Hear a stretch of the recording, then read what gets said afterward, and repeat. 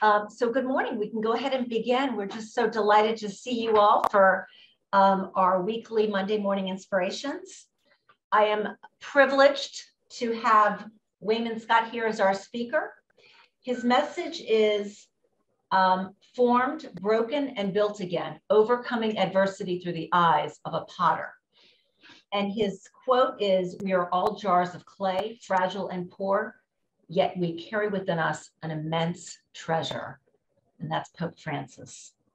So Wayman, as you all know, many of you all know, he is the new Associate Director for Diversity, Equity, and Inclusion and the Community Relations for Gilchrist and GBMC Health Partners. Prior to this role, he was a chaplain, and he also was one of our grief counselors. He serves as the co-chair with Debbie Baines for the Diversity, Equity, and Inclusion Council, which is both for Gilchrist and now GBMC Health Partners. He's presented nationally and locally, providing numerous workshops and presentations on racial equity, mental health, and grief and loss. In 2021, Wayman received the GBMC Spirit of King Award for embodying the principles of Dr. King. So after a nearly 20-year hiatus from ceramics, Wayman returned to sculpture shortly before the pandemic. He was the recipient of the 2021 Mary E. Nyburg Artist Grant. His work was featured in Baltimore Clayworks publications and the Baltimore Catholic Review. He is currently working on a commission for the Archdiocese of Baltimore Sacred Shrine of St. Peter and Paul. So without further ado, Wayman Scott, I'm going to turn it over to you. Awesome. Good morning. It's so good to see everyone. I hope people had a wonderful holiday weekend. I do hope that you bear with me with my own technical difficulties. And I actually sent a slideshow to Diane because my computer was stubborn. Looks like it didn't go through. Did it go through, Diane? Can I hit send and receive? You go to the inbox. I'm in the inbox. At the very top. Yep. Well, that's okay. All right. Maybe it's going to take a minute. Okay. That's okay. Okay. And because there was a lot to Are we just learning?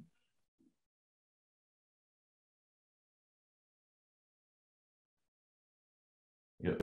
Well, either way, I hope everyone had a blessed and good weekend.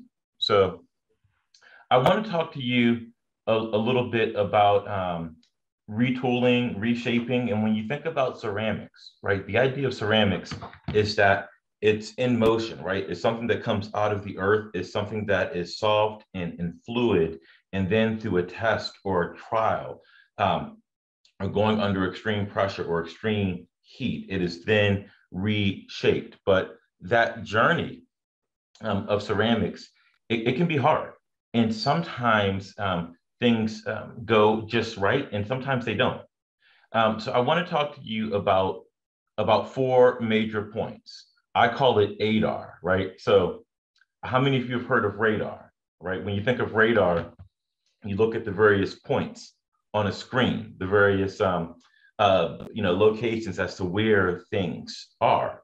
But ADAR, it's looking inside. So it's assess, adjust, de-stress, and then reflect. Okay. So number one, when you look at assessing, right, you're looking at what's working well, right? What's not working well, what is in the sphere of my control, and then what is not, because that helps you know where you take your, where you put your energy. And in ceramics, I found that you're going to look at the clay, you're going to adjust the size and the shape. You're going to decide on, well, what kind of ceramic do I need? Do I need something that's high grit and really, really strong that can hold really well? Or do I need something that is soft for finer details, right? And then what can I do? What's doable? Not everything in ceramics is doable. If someone came to me with a commission for 40 pots or 40 cups, I wouldn't take that commission because that's not my wheelhouse or my skill set. If they came to me with the commission asking me to do a statue of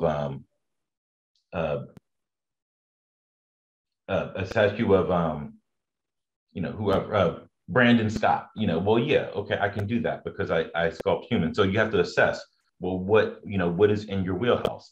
And then when you talk about adjusting, right? Sometimes things don't go the way that you planned, and you really do have to retool.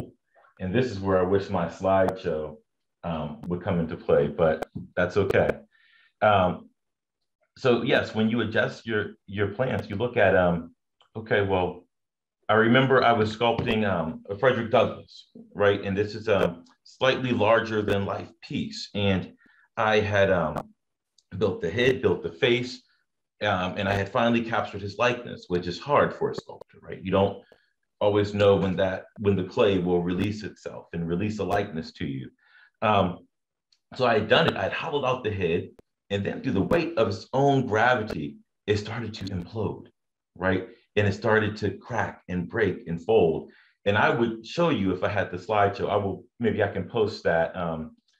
But yeah, so that was quite upsetting to me. So I'm walking around the studio. It was on like a Saturday or Sunday afternoon, just kind of in a daze. And I run into a woman who was one of the faculty members there. She's a big builder, so she knows how to build large pieces, and she knows the structural elements of it. She asked me what's wrong. I told her. We went down into the basement where my piece was, and she basically helped me rebuild it. And I learned how to rebuild with braces and some of the structural support. So yes, it was very sad and tough when it broke, right? When Frederick Douglass went, but I had to adjust. I got help from somebody that knows the structural mechanics of ceramics and clay very well. We rebuilt the head. We put on the joists and supports that will help it hold in place until it's dry enough. So I navigated a challenge, right? And then, well, what do I do to de-stress? So that's a stressful situation. How do I de-stress, right? Well, part of me de-stressing is going into ceramics, but also leaning in to the relationships of support. When I see that something difficult has happened, when I've had to go through an adversity or trial, who am I leaning into, right? Who am I spending more time with, right? And I think for me, I had some time when I would get to, my wife, daughter, and I would just spend a lot of time together. And a close friend, Sarah, and her kids, we would all spend time together at the park. And that just helped me de-stress and kind of take myself out of that situation for a bit as I went to rebuild. And then reflect on this. So what went really well? Well, after I finished my piece of Frederick Douglass, I found out that putting in those supports work really well. If ceramics and the mechanics of it change after you get to a certain scale, putting in these clay slabs of structural support, that worked well. And what did I learn? I learned about that. And then what did I get? I got a teacher. I got a ceramics coach who was willing to help me. And I can give you another example. Same thing with, I was sculpting Ruth Bader Ginsburg. It wasn't for myself. It was for a friend of mine who suggested it. And I was going to surprise her with it. She knew I was making it. She had no idea it was for her. And I built up the piece. I used structural supports. I put it in the kiln, and then boom, the head like blew up and it shattered, and it's unreparable. And that was after I spent months on it. But that I had to adjust because that thing gave me some fear. And I was afraid to put Frederick Douglass into the kiln. So by adjusting, I got another faculty member that's an expert with the kilns, and he wrote a specific program just for my Frederick Douglass piece, just for that size. And it did it, and it went well. And the de-stress, I just felt a sense of relief. And then the reflect, well, I reflected on, do I really need to be that afraid? Can I stay in this fear moment? Or can I look at my retooling and find a way to navigate, right? Because when I got stuck and ruminated in the fear, Well, because one piece blew up, I don't want to put any other pieces in the kiln. That's not sustainable, but rather looking at the mechanics, what can I do to change that? What can I do to upgrade? So, and just to recap, assess what's working well, what's not, what's in my control, and how am I taking my own feelings into account? Adjust, use strategy to adjust the plans. How do I navigate these changes and challenges, right? De-stress. Well, coming from a counselor, that's all about finding your coping tools, right? What are the coping tools that work well for you?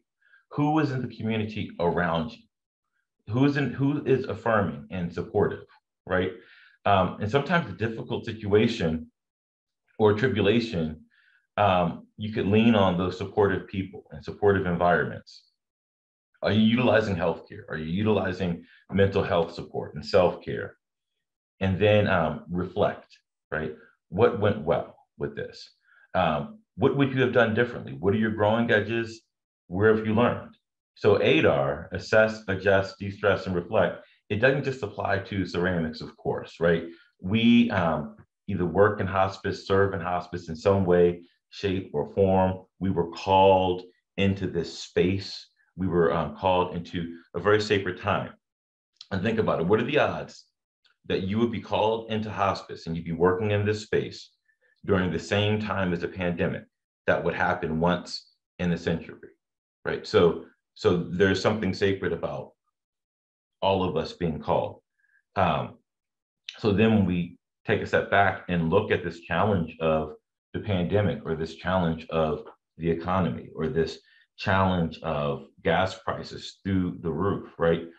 What can you do to assess, right? In your own work, in your own craft.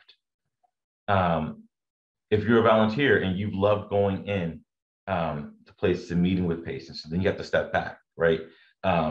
During a wave. Well, what do you do to adjust, right? And is that strategy, is it working for you? How do you de-stress, right? How do you come down from that stressful moment and then reflect on what you've learned? So assess, adjust, de-stress, and reflect. Thank you. And I would be curious to hear how you have used parts of these tools in your own work here at Gilchrist.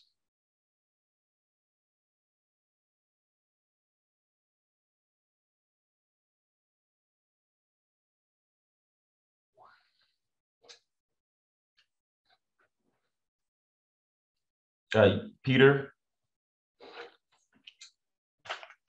Oh, I think you're on mute. Can you unmute?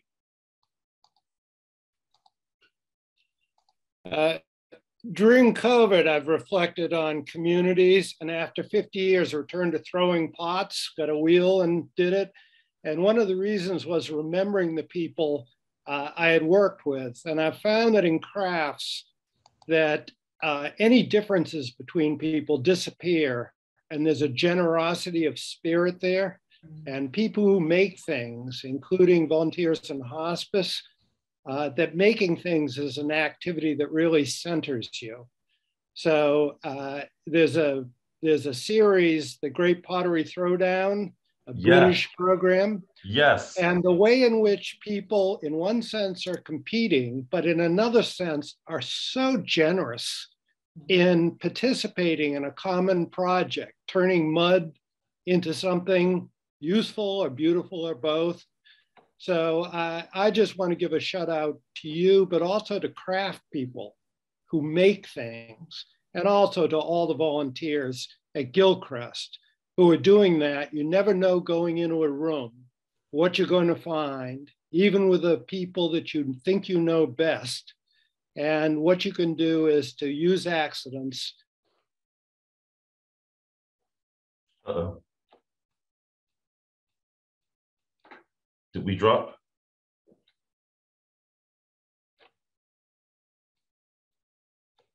Peter? Peter, I think you might have froze. Can folks hear me? Maybe we're frozen. Okay. There you are, Peter. Yeah, we can hear you. Well, thank you, Peter. And with that, I did want to offer I want to offer this. When we talk about we never know what we're going to find, sometimes it's like, well, how are we going to help and navigate, this person, right? How are we going to, and even as a counselor, especially before I came to Gilchrist, I guess as an intern then, but, the idea of molding, right? But really, when we go into a room, it's not the people there that are molded per se. We're molded, right? I'm shaped, I'm clay, I'm ceramics. I'm being shaped by the situation around me. So the slideshow finally did load, and I will briefly show it. I'm not going to keep you all here all day. How do I share? Yeah.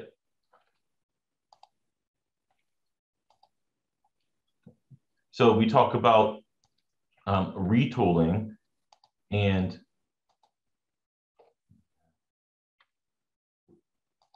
yep. So this was a St. Cecilia piece that I made for a friend. This is the shape of 4 hands spelling out the word love. This is a depiction of Adam. And, you look at these situations, you assess the clay, the ceramics, what you're working with. And then if something happens, like this piece that said love, I call it the split, because the hand that spelled out E, it's split. And I had to, before it even made it to the kiln, I had to retool, rework it.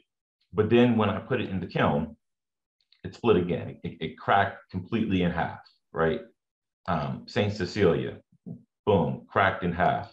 Congressman Cummings, the bus collapsed.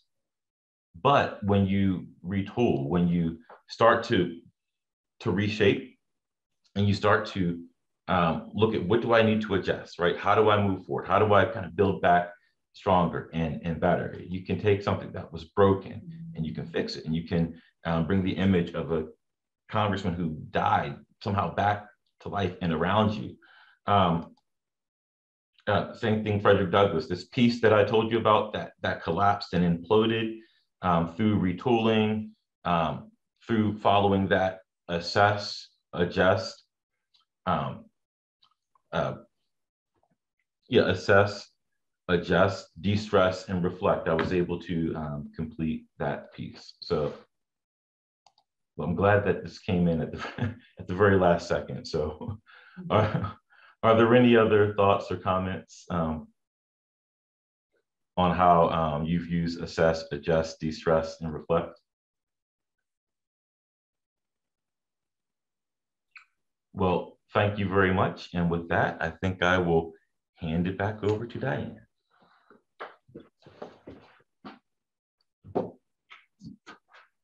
Thank you, Wayman. Thank you. What a great, first of all, your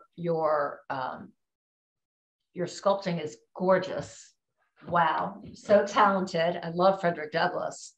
Does anybody have any other comments, thoughts, questions for Wayman? Well, Wayman, thank you so much for being with us. Thank you, everybody, for being here for Monday Morning Inspirations. We hope that you got a lot out of today, and we'll continue to learn, to reflect, to grow as we continue to do this challenging work and live in such a challenging environment. Be well, everybody. Happy Monday.